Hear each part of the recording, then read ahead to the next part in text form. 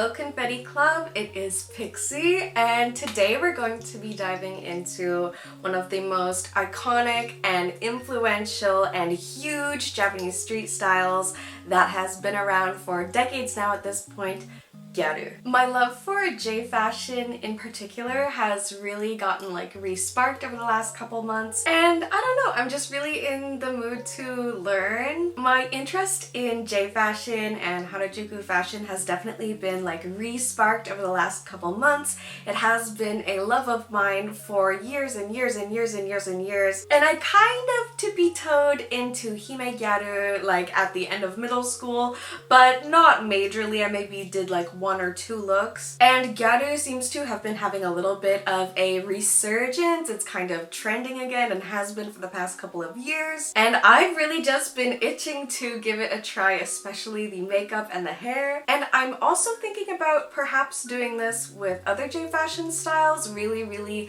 going in and researching.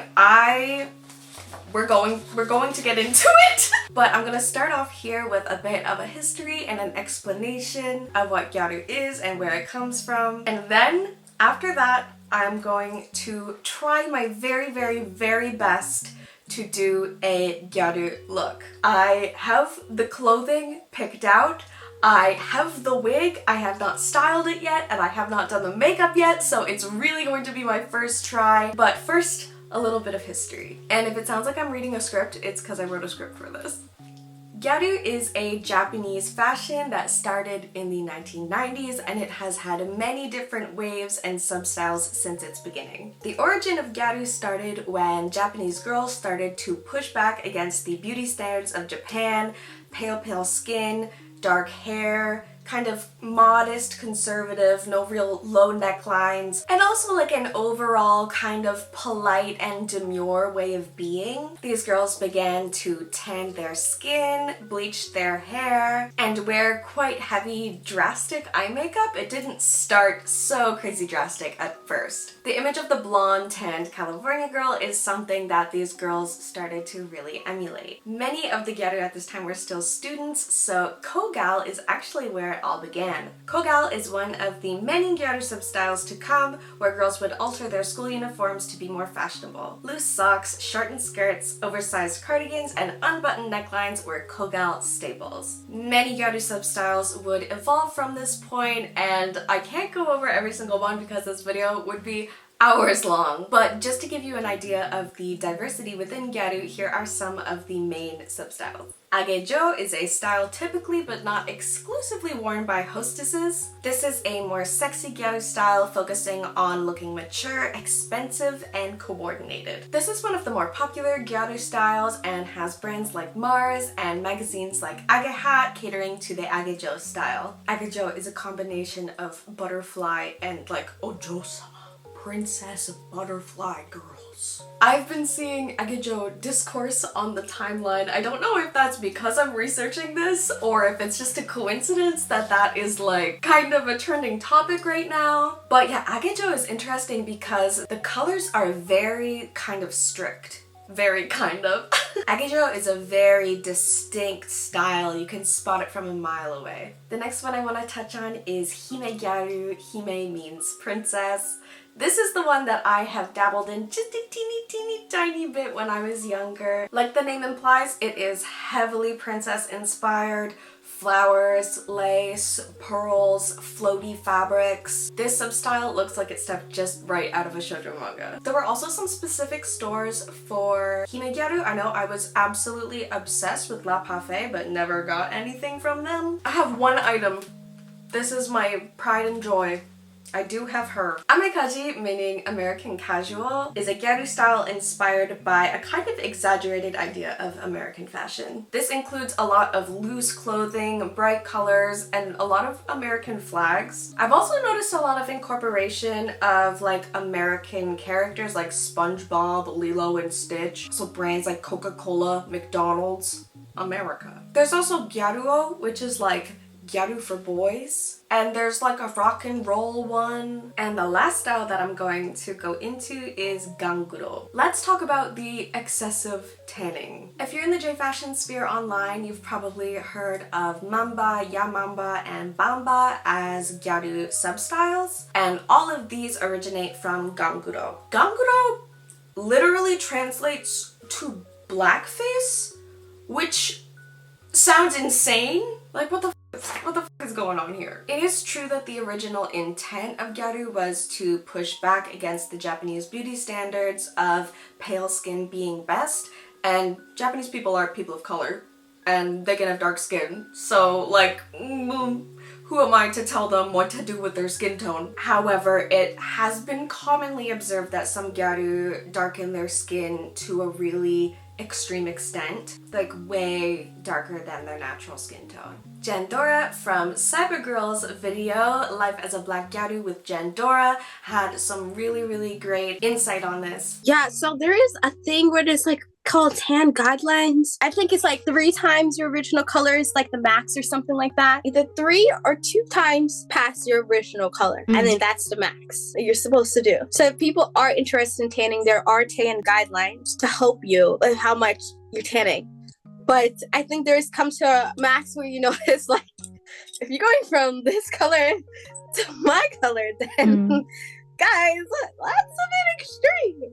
Jandora also explains Gyaru's roots in Black culture, which is a really awesome, important clip that I think anyone interested in Gyaru should check out. I did like a paper about J fashion for college, and when I was researching, like I heard someone talk about how like Gyaru was influenced by Black culture. So like I was doing my research, couldn't find anything on it at all, so I thought that was pretty interesting. I did some more research. I found like some person was talking about like how Gyal was like inspired by California girls, so the tan, the bleach blonde hair, the nails and stuff like that, and it was also inspired by this like lifeguard show in the early 2000s. Baywatch. So that's where they said like the originality of Gyal came from.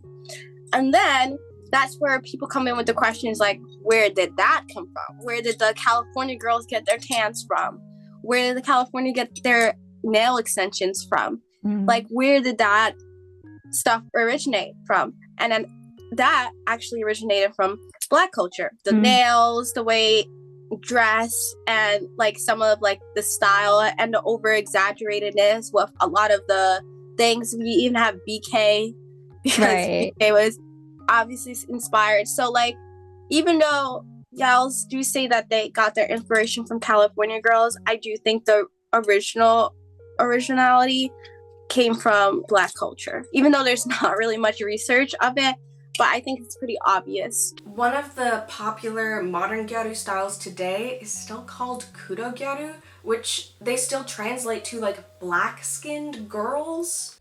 Kuro Gyaru とは、昔は、ガングロとか使ってたんですけど、今はあまり使わなくて、基本もう黒ギャルっていう言葉が基本使います。ギャルはやっぱりいっぱいいるけど、その中で私たちは肌が黒いのが好きなんで。But it was on the Kuro Gyaru page of the Gyaru Wiki that I discovered Shido Gyaru, or Ganjiro. Ganjiro is a substyle of Gyaru with no tanning at all. Some Ganjiro also use sunscreen to keep their complexion as pale as possible. The societal implications of this in Japan are notable. In my opinion, it's never good to have a situation where light skin is seen as more desirable than dark skin. But also, that's none of my business as a white person in Canada. I just wanted to, you know, not ignore that point. That was the concept that Gyaru was rebelling against in the first place. But yeah, a style of Gyaru that doesn't require you to change your skin tone at all really appealed to me. So that is what we're going to go for today. Ganjiro doesn't really have specific hair or clothing associated with it. It's more so just the concept of not tanning or like darkening your skin at all in Gyaru. I spent a ton of time researching each substyle, the history, the culture. I specifically found myself like hours deep into just a pata rabbit hole. I really enjoyed hunting through magazine scans for my favorite like inspiration pics. So the clothing and hairstyle of Gyaru that I'm going to be trying to emulate today is this like modern kind of like what the Black Diamond girlies wear, but with no skin tone changing. And to study this style, I made a mood board. I also really kind of wanted to nail that like classic early 2000s, like the flower in the hair. Okay, I think I've talked enough. I hope I can edit this down to be not that long. Or I'll make chapters in the video if you just want to see the transformation. I just really wanted to give Gyaru the respect and hopefully accuracy that it deserves as such a legendary, rich, like not just fashion but the culture within it and the communities. I really recognize that I'm like an outsider in this space. I just want to make it clear that this comes from a really genuine place of passion and interest and respect for Gyaru and not just some like YouTube gimmick because it's trendy right now, you know? Okay, I'm gonna stop talking. Oh my god, let's do the transformation! Eee! Okay, so starting off with the wig, I'm using this curly blonde and pink synthetic wig with a blunt bang. This is actually the wig from my Cure Flora cosplay, and I wear it for fashion and stuff all the time. And the reason why I chose this for Gyaru is because it has this super curly, voluminous ponytail attachment that I'm going to use to build on top and kind of try and fluff and tease out this hair to be nice and big. So I brushed it out to kind of get that volume up, and then I just went in with my fingers and I tried to individually twirl some little bits. I ended up just going for a single flower in the hair. I think this is super iconic and Gyaru-y. Reminds me of the Gyaru Pokemon Miku that we just got, which also was kind of inspiration for this video. Love. I absolutely was not going to think about doing Gyaru without having any nails. I got the longest nails that I could find, and I just figured I could like deco them out a little bit at home. This was a really fun process. I would love to do this again. I would love to get even like super longer nails, like the crazy ones that are like 3 or 4 inches. They were really fun to wear in photos and video. I did take them off immediately after, obviously, because like I couldn't even hit the record button on the camera. It was a lot. But yeah, I also ended up putting those big pink hearts on the ends of the tips of the middle fingers, so that kind of makes them look a little bit longer. I styled the outfit over the course of a couple of days. Actually, I laid it out on my bed and then I put it on the mannequin, and then I would look at it and then step away and then like reference my images. So what I started off with was a lot more kind of in my normal like fashion comfort zone.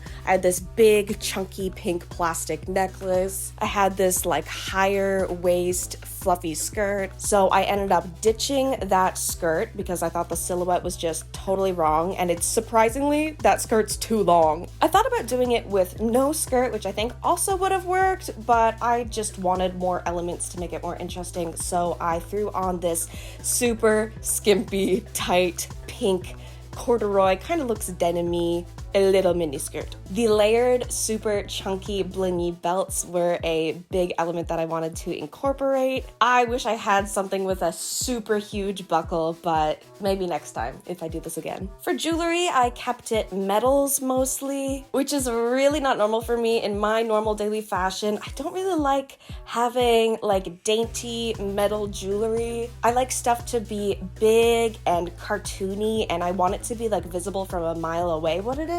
But this is definitely more blingy, glammy time. And then of course I had to wear the iconic heart-heeled Dream V mules. And I actually ended up wearing these with loose socks, kind of like Kogal, and I wish I got proper leg warmers, but again, this is my first try. Okay, I'm nervous. I guess I'll just start with my base.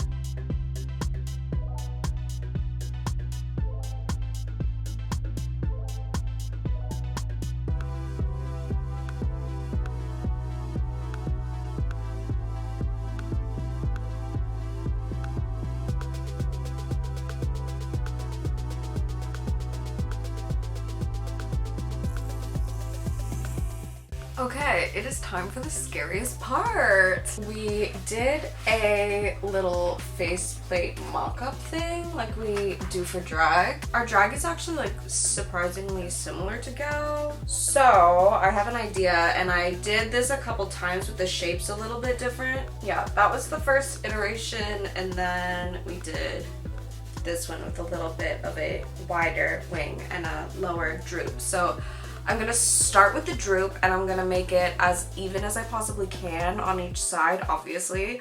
And then I guess I'll go in with the liner. Like, if I f this up right now, I'm gonna have to just like scrap this and film tomorrow. So this is the moment of truth. Okay, it goes out a little bit. It's actually almost like the opposite of our drag makeup, which is really cool. It's like a rounded shape on the outside instead of a really pointed shape on the inside. I'm scared.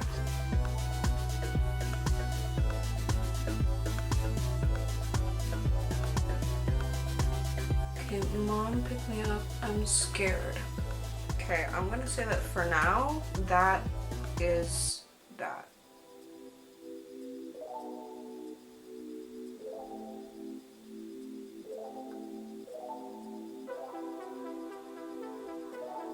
Okay, so that's kind of like my normal wing. I'm gonna scoop from underneath the white droop and try and meet that. Oh my god, oh my god, oh my god. Oh my god, this is so nerve-wracking. Like, what the fuck?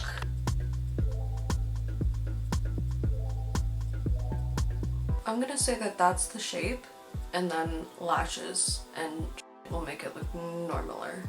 Okay.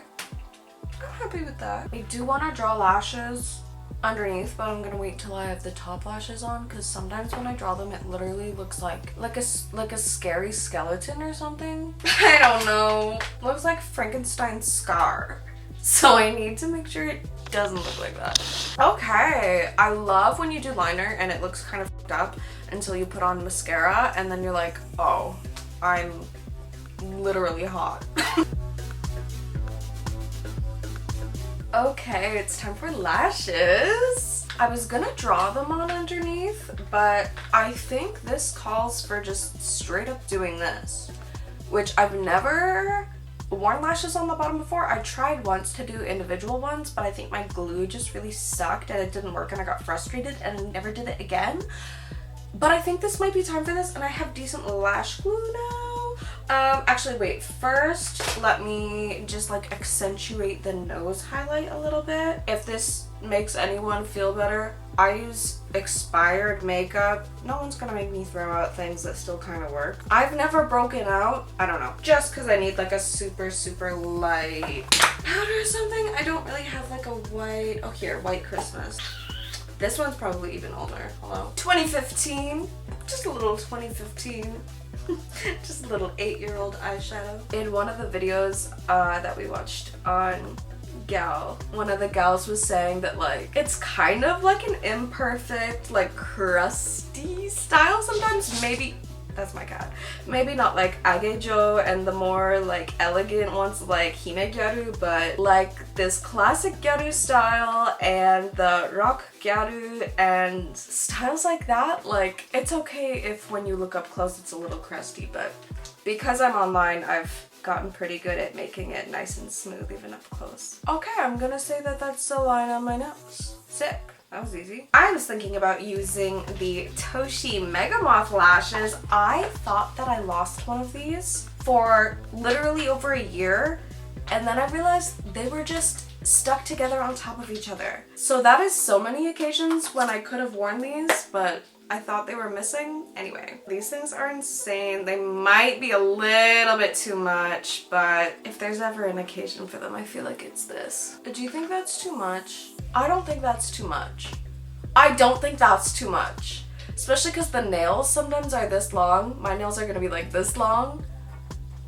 I'm gonna do it. Oh my god, I can't believe I'm almost done already. I thought this would take way more time.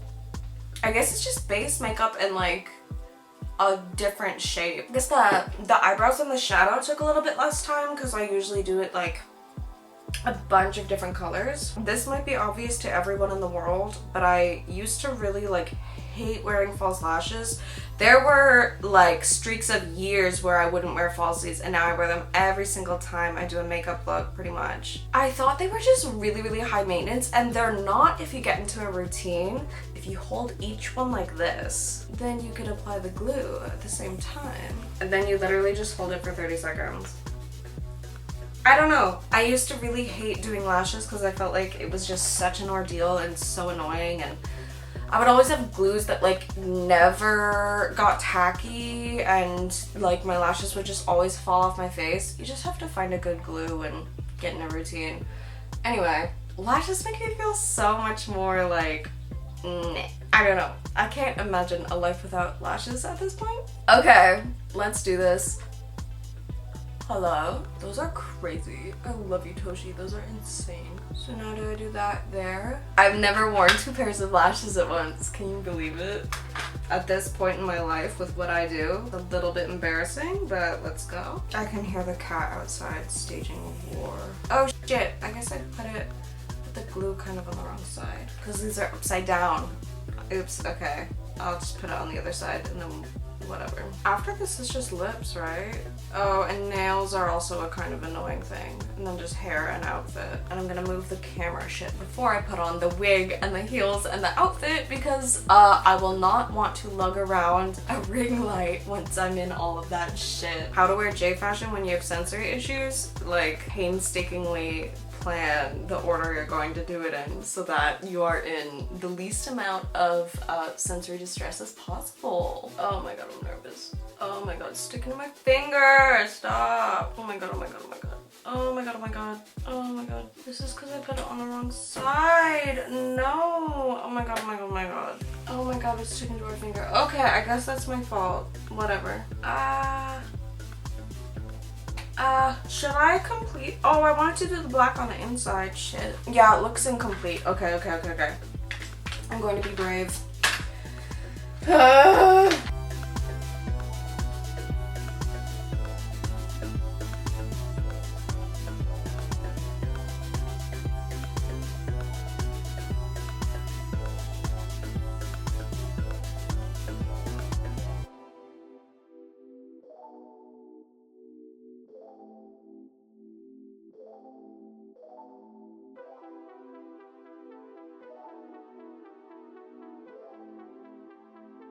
And then maybe a gloss, and then maybe we're done.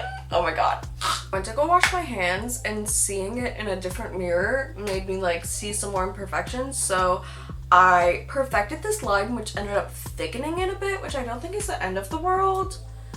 I also added some highlight up here. I'm gonna add white to the waterline, do a gloss, and then I'm gonna do the outfit pics. Okay, that's makeup. Shit, let's get wigged.